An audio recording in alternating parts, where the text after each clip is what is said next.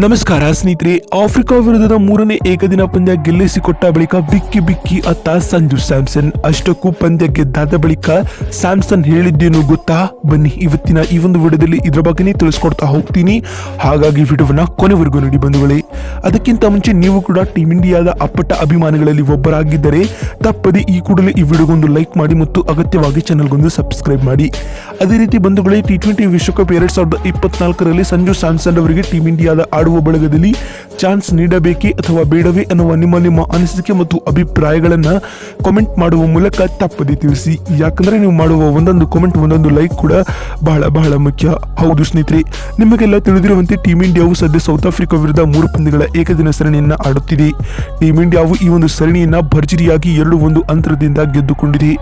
ಜೋಹಾನ್ಸ್ಬರ್ಗ್ನಲ್ಲಿ ನಡೆದ ಮೊದಲ ಏಕದಿನ ಪಂದ್ಯವನ್ನ ಟೀಮ್ ಇಂಡಿಯಾವು ಭರ್ಜರಿಯಾಗಿ 8 ವಿಕೆಟ್ಗಳಿಂದ ಗೆದ್ದುಕೊಂಡಿತ್ತು. ಆದರೆ ಎರಡನೇ ಏಕದಿನ ಪಂದ್ಯವನ್ನ ಟೀಮ್ ಇಂಡಿಯಾವು ಸೋಲೊಪ್ಪಿಕೊಳ್ಳಬೇಕಾಯಿತು. ಇನ್ನು ಸೀರೀಸ್ನ ಡಿಸೈಡರ್ ಪಂದ್ಯವಾಗಿ ಬಿಂಬಿತವಾಗಿರುವ ಮೂರನೇ ಹಾಗೂ ಅಂತಿಮ ಏಕದಿನ ಪಂದ್ಯವನ್ನ ಭರ್ಜರಿಯಾಗಿ 78 ರನ್ಗಳಿಂದ ಗೆದ್ದುಕೊಳ್ಳುವ ಮೂಲಕ ಈ ಸರಣಿಯನ್ನ ತನ್ನ ಹೆಸರಿಗೆ ಬರೆದಿಟ್ಟುಕೊಳ್ಳಬೇಕಾಯಿತು ಸ್ನೇಹಿತರೆ. ಇನ್ನು ಈ ಒಂದು ಪಂದ್ಯದಲ್ಲಿ ಟಾಸ್ ಸೋತು ಮೊದಲು ಬ್ಯಾಟಿಂಗ್ ಮಾಡಿದ ಟೀಮ್ ಇಂಡಿಯಾವು ನಿಗದಿತ 50 ಓವರ್ಗಳಲ್ಲಿ 8 ವಿಕೆಟ್ ಕಳೆದುಕೊಂಡು 296 ರನ್ ಬಾರಿಸಿತು ಸ್ನೇಹಿತರೆ. ಇನ್ನು ಟೀಮ್ ಇಂಡಿಯಾದ ಈ ಬೃಹತ್ ಟಾರ್ಗೆಟ್ ನಲ್ಲಿ ಸಿಂಹ ಪಾಲು ಸಂಜು ಸ್ಯಾಮ್ಸನ್ ಅವರದ್ದಾಗಿತ್ತು ಅಂತ ಹೇಳಬಹುದು. ಮೂರನೇ ಕ್ರಮಾಂಕದಲ್ಲಿ ಕಣಕ್ಕಿಳಿದ ಸಂಜು ಸ್ಯಾಮ್ಸನ್ ಅವರು ಇಂದಿನ ಪಂದ್ಯದಲ್ಲಿ 114 ಎಸೆತಗಳನ್ನು ಎದುರಿಸಿ 108 ರನ್ ಬಾರಿಸಿದರು ಸ್ನೇಹಿತರೆ. ನಂತರ ತಿಲಕ್ ವರ್ಮರ್ ಅವರು 52 ರನ್ಗಳ ಕಾಣಿಕೆಯನ್ನ ಕೊಟ್ಟರು ಅಂತ ಹೇಳಬಹುದು. ಇದರೊಂದಿಗೆ ಟೀಮ್ ಇಂಡಿಯಾವು ಆಫ್ರಿಕಾ ತಂಡಕ್ಕೆ ಸರಣಿ ಗೆಲ್ಲಲು ಬೆಟ್ಟದಂತಹ ಸವಾಲನ್ನ ಮುಂದಿಟ್ಟಿತ್ತು. ಇನ್ನು ಈ ಟಾರ್ಗೆಟ್ ಅನ್ನ ಬೆನ್ನಟ್ಟಿದ ಆಫ್ರಿಕಾ ಪಡೆಯು ಕೂಡ ಉತ್ತಮ ಆರಂಭವನ್ನ ಪಡೆದುಕೊಂಡಿತು. ಅದರಲ್ಲಿಯೂ ರೀಸಾ ಹೆಂಡ್ರಿಕ್ಸ್ ಹಾಗೂ ಟಾರಿ ಜಾರ್ಜರ್ ಅವರು ಟೀಮ್ ಇಂಡಿಯಾದ ಬೌಲರ್ಗಳನ್ನ ಆರಂಭಿಕ ಓವರ್ಗಳಲ್ಲಿ ಬೆಂಡೆತ್ತಿದ್ದರು. ಇದೇ ವೇಳೆ ದಾಳಿಗಿಡಿದ ಹರ್ಷದೀಪ್ ಸಿಂಗ್ ರವರು ರೀಸಾ ಹೆಂಡ್ರಿಕ್ಸ್ ರವರನ್ನ 19 ರನ್ ಗಳಿಸಿದ್ದ ವೇಳೆ ಬಲಿ ಪಡೆದರು. ನಂತರ ಅಕ್ಷರ್ ಪಟೇಲ್ ಅವರು ವ್ಯಾಂಡರ್ ಡುಸನ್ ಅವರನ್ನ 2 ರನ್ ಗಳಿಸಿದ್ದ ವೇಳೆ ಪೆವಿಲಿಯನ್ ದಾರಿ ತೋರಿಸಿದರು.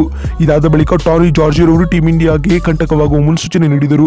ಇವರನ್ನ ಸಹ ಹರ್ಷದೀಪ್ ಸಿಂಗ್ ಅವರು ಬಲಿ ಪಡೆದರು ಅಂತ ಹೇಳಬಹುದು. ಈ ಮೂಲಕ ಆಫ್ರಿಕಾ ತಂಡವು ನಿಗದಿತ ಟಾರ್ಗೆಟ್ ಅನ್ನು ಬೆನ್ನಟ್ಟುವ ವೇಳೆ 45.5 ಓವರ್ಗಳಲ್ಲಿ 218 ರನ್ಗಳಿಗೆ ಆಲ್ಔಟ್ ಆಯಿತು ಸ್ನೇಹಿತರೆ. ಇದರೊಂದಿಗೆ ಟೀಮ್ ಇಂಡಿಯಾವು 78 ರನ್ಗಳಿಂದ ಈ ಒಂದು ಪಂದ್ಯವನ್ನ ಗೆದ್ದುಕೊಂಡಿತು. ಈ ಭರ್ಜರಿ ಗೆಲುವಿಗೆ ಕಾರಣರಾದ ಸಂಜು ಸ್ಯಾಮ್ಸನ್ ಅವರಿಗೆ ಪಂದ್ಯಶ್ರೇಷ್ಠ ಪ್ರಶಸ್ತಿಯನ್ನ ನೀಡಲಾಯಿತು ಸ್ನೇಹಿತರೆ. ಈ ವೇಳೆ ಭಾವುಕರಾಗಿ ಮಾತನಾಡಿದ ಸ್ಯಾಮ್ಸನ್ ಅವರು ಏನ್ ಹೇಳಿದ್ದಾರೆ ಅಂತ ನೋಡ್ತಾ ಬರುವುದಾದ್ರೆ, ದೇಶಕ್ಕಾಗಿ ಈ ರೀತಿಯಾಗಿ ಆಡುವುದು ನನಗೆ ಹೆಮ್ಮೆ ನೀಡುತ್ತಿದೆ. ಅಲ್ಲದೆ ಆ ಆಟವು ಗೆಲುವಿನಲ್ಲಿ ಪ್ರಮುಖ ಪಾತ್ರ ವಹಿಸುತ್ತಿದೆ ಎಂದರೆ ನಾನು ತುಂಬಾ ಭಾವುಕನಾಗಿದ್ದೇನೆ ಎಂದು ಪೋಸ್ಟ್ ಮ್ಯಾಚ್ ಪ್ರೆಸೆಂಟೇಷನ್ ವೇಳೆ ಸಂಜು ಸ್ಯಾಮ್ಸನ್ ಅವರು ಹೇಳಿದ್ದಾರೆ.